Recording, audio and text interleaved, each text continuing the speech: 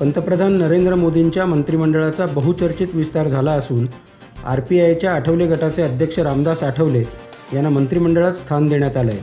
मंगळवारी सकाळी राष्ट्रपती भवनात इतर 18 मंत्र्यांसह रामदास आठवलेंनी पद आणि गोपनीयतेची शपथ घेतली. मात्र शपथ घेताना उत्साहाच्या भरात रामदास आठवले स्वतःचं नाव घ्यायचं विसरल्याने त्यांना पुन्हा शपथ घ्यावी लागली.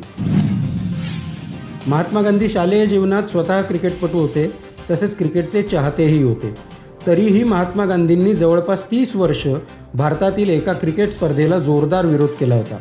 त्या काळी भारतात पंचरंगी क्रिकेट स्पर्धा खेळली जायची. या स्पर्धेत क्रिकेटपेक्षा धर्म अधिक प्रभावी झाल्यानं महात्मा गांधींनी या स्पर्धेला विरोध केला होता. भारतात सर्वाधिक रोजगार निर्मिती IT क्षेत्रात होते, पण पुढच्या काही वर्षात ITमध्ये रोजगार घटण्याची शक्यता निर्माण झाली आहे. वाढत्या अत्याधुनिकीकरणामुळे 2021पर्यंत भारतात माहिती तंत्रज्ञान उद्योगात 6,40,000 नोकऱ्या कमी होतील, असं अमेरिकेच्या HFS कंपनीनं म्हटलं आहे. हिट अँड रन प्रकरणी उच्च न्यायालयाने जरी सलमान खानची मुक्तता केली असली तरी हे प्रकरण अद्याप संपलेलं नाही.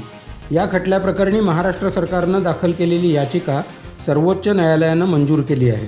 त्यामुळे सर्वोच्च न्यायालयात लवकरच सलमान विरोधात खटला उभा राहणार आहे.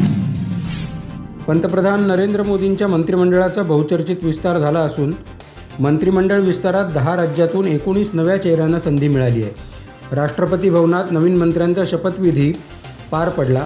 महाराष्ट्रातून धुळ्याचे खासदार डॉक्टर सुभाष भामरे आणि रिपाईच्या आठवले गटाचे अध्यक्ष रामदास आठवले यांना मंत्रिमंडळात स्थान देण्यात आलं आहे.